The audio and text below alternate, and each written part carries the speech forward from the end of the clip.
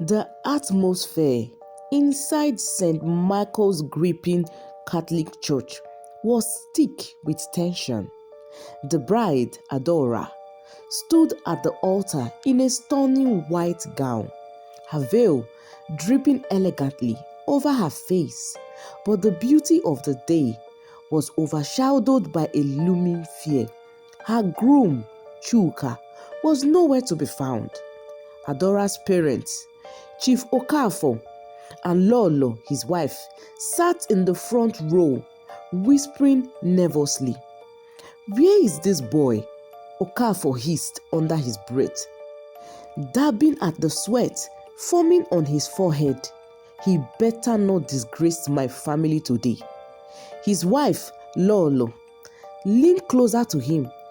"My husband," with trembling voice, "I told Adora this marriage was rushed. That boy never struck me as a responsible person." "This is beyond irresponsible," Chief replied. "This is disgraceful. If he doesn't even show up in 5 minutes, we are leaving." The guests murmured among themselves, casting worried glances at Adora, who tried to maintain her composure. Her bridesmaid whispered in hushed tones, "Do you think he ran away?" One of them asked. "If he has any shame, he should. But why disgrace her like this?" Another replied. Just then, a commotion arose at the entrance of the church. Gasps rippled through the crowd, and all heads turned towards the door.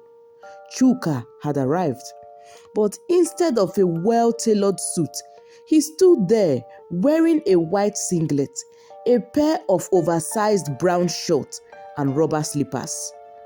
The church fell into a stunned silence before erupting into murmurs. "Is this a joke? This man cannot be serious. How can a groom dress like this for his own wedding?" Chief Okafor stood up from his seat, his hands trembling with anger. With his wife clutching her chest in shock, Adora, standing at the altar, felt the world tilt beneath her feet. Chuka strolled forward with a chalky grin, scratching his head lazily. He showed no sign of embarrassment or urgency. Adora's hands balled into fists. "Chuka, what is the meaning of this?" she demanded in a low, furious whisper as he reached the altar.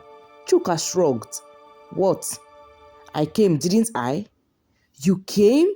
she echoed, struggling to control her rage. "You are almost 2 hours late, and you look like you just crawled out of the bed." He scoffed. "At least I am here. What is all this noise for? You should be thanking God I showed up." Adora's lip trembled with fury. "You are embarrassing me, my parents, my family, my friends. Everyone is here. Why would you do this?" He smirked. "I didn't feel like wearing a suit. Too much stress, and I beg, let's just get over with this." The murmurs in the church turned into full-blown gossip. "Does he even love her?" one said. "If he can do this on his wedding day, imagine what he would do in the marriage," another replied. Adora's father stormed towards both of them, his face red with rage.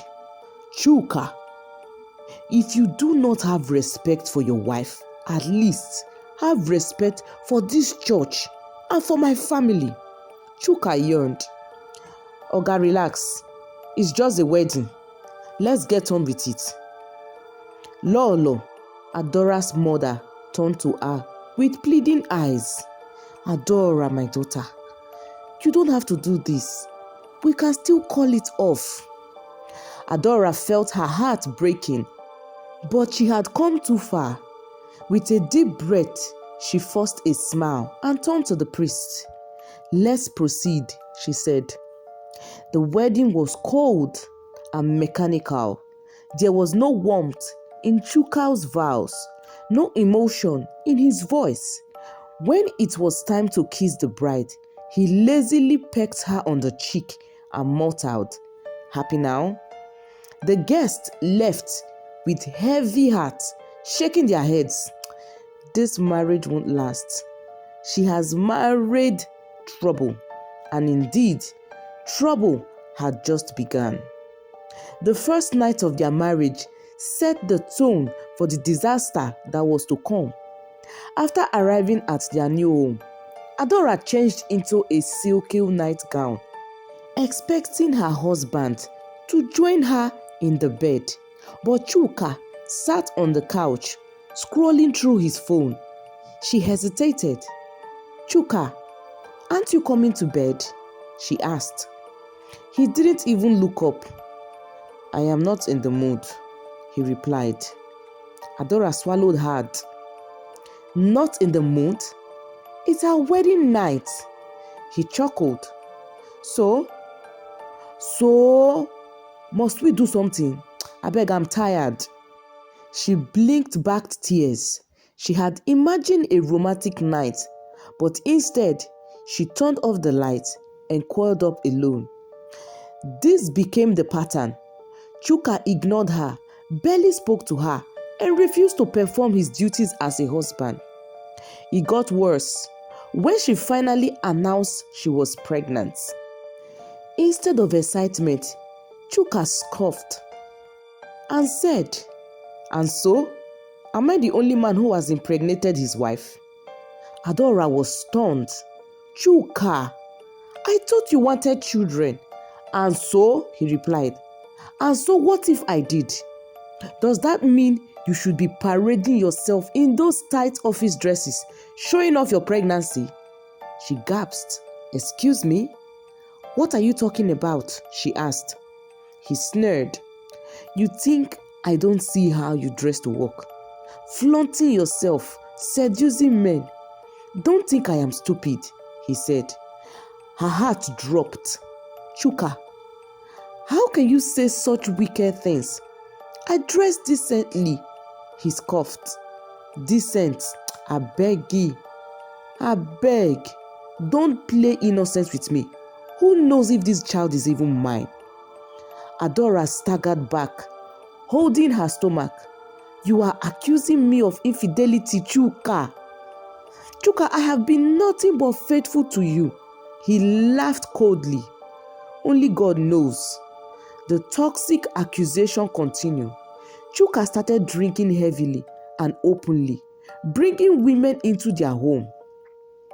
One night, Adora had had enough. She packed her bags and turned to him. "I am leaving," she said. He smirked. "Finally, go and meet the father of your secret child." She froze.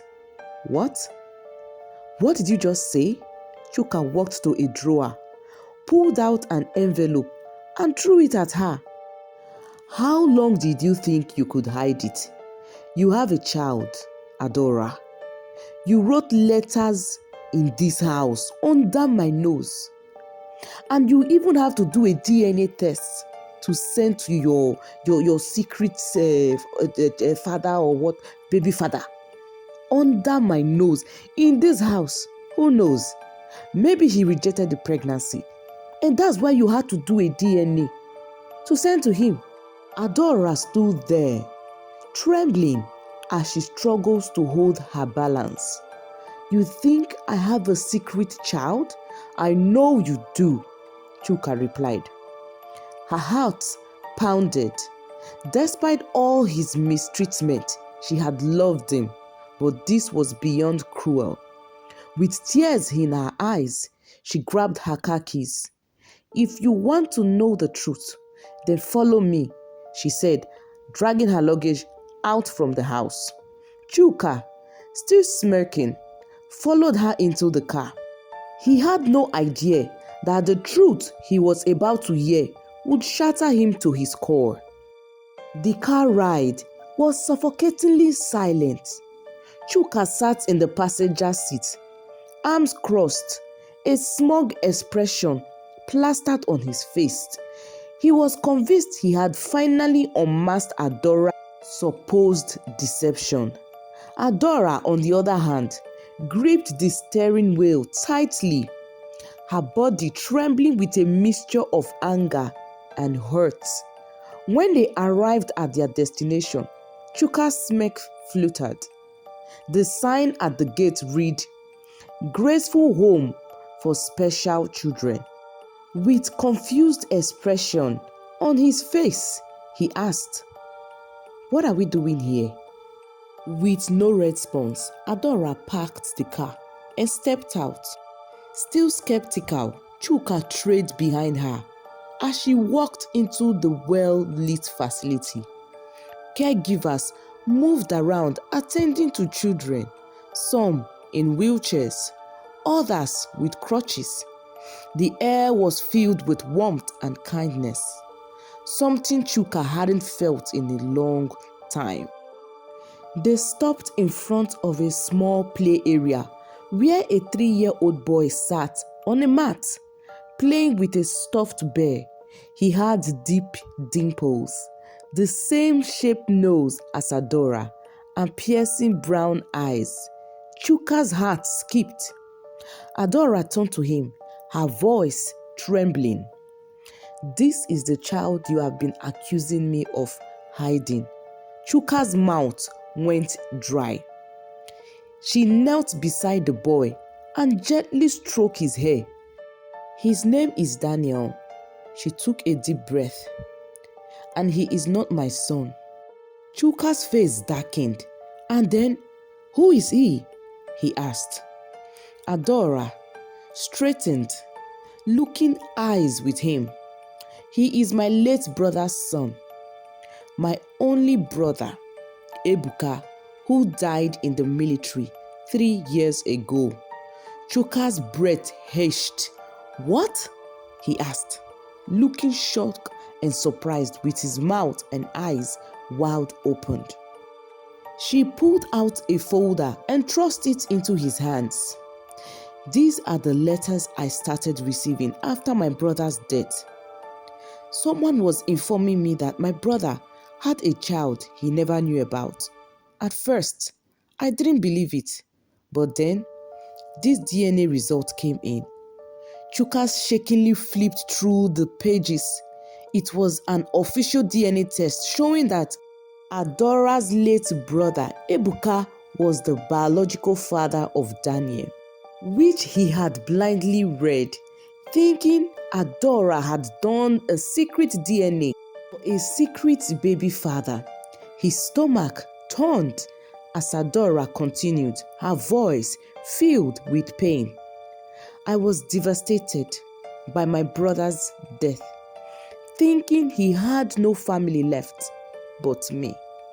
But when I confirmed the truth, I vowed to take care of this boy, his son.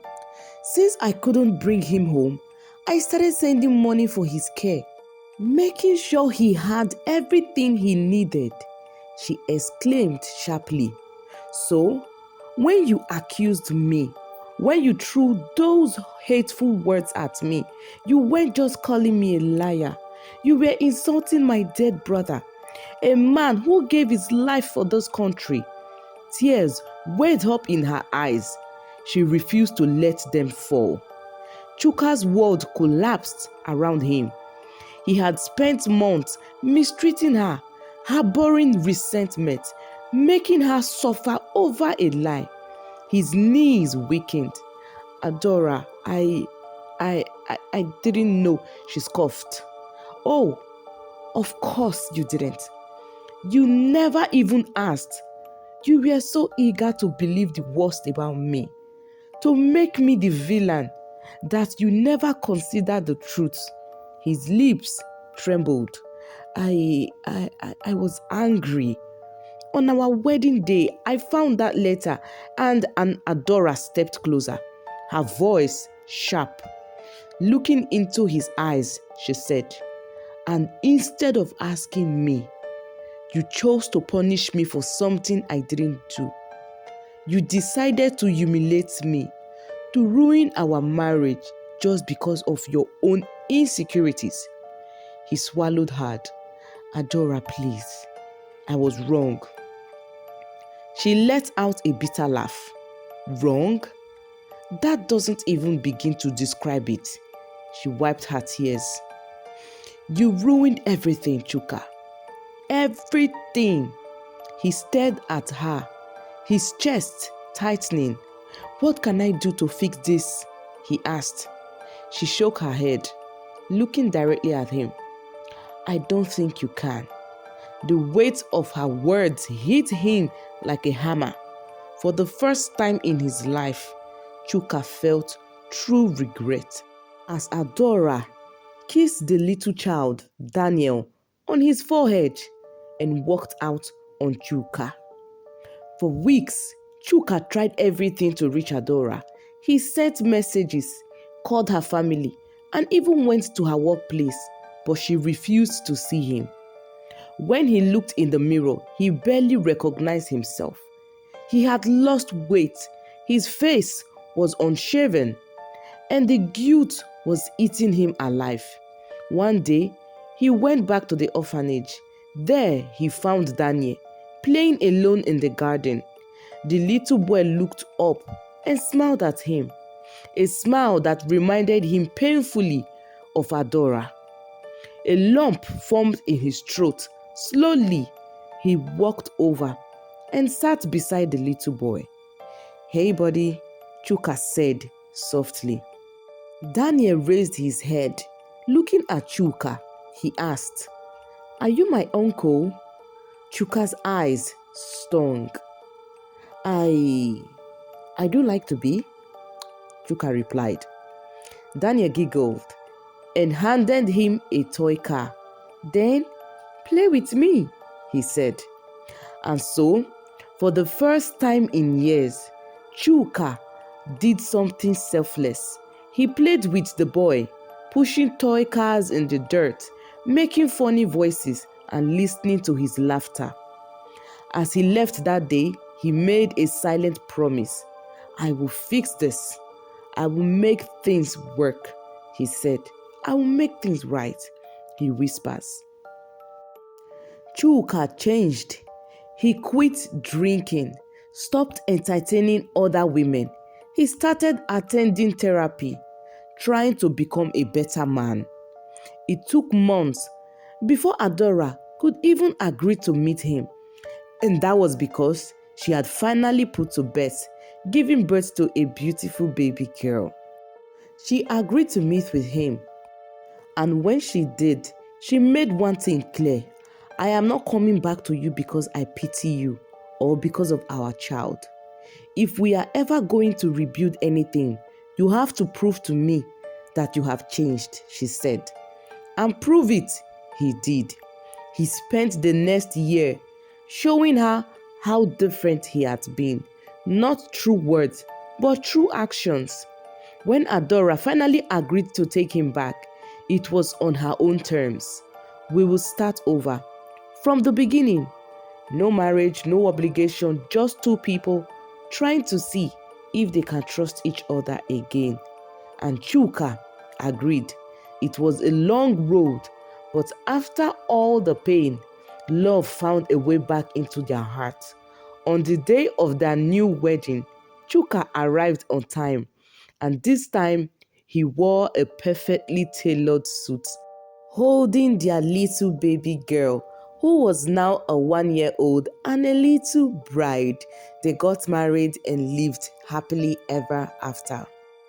The moral lesson in this story is that communication is key in any relationship. Assumptions can destroy what took years to build. If you feel something is not right in your relationship, instead of assuming, speak out, because when you assume, you might end up hurting yourself in ways you never imagined. Hey guys, I hope you love and enjoy the story. Please don't forget to like, subscribe, and share. And I hope to see you next week with another beautiful story. Bye.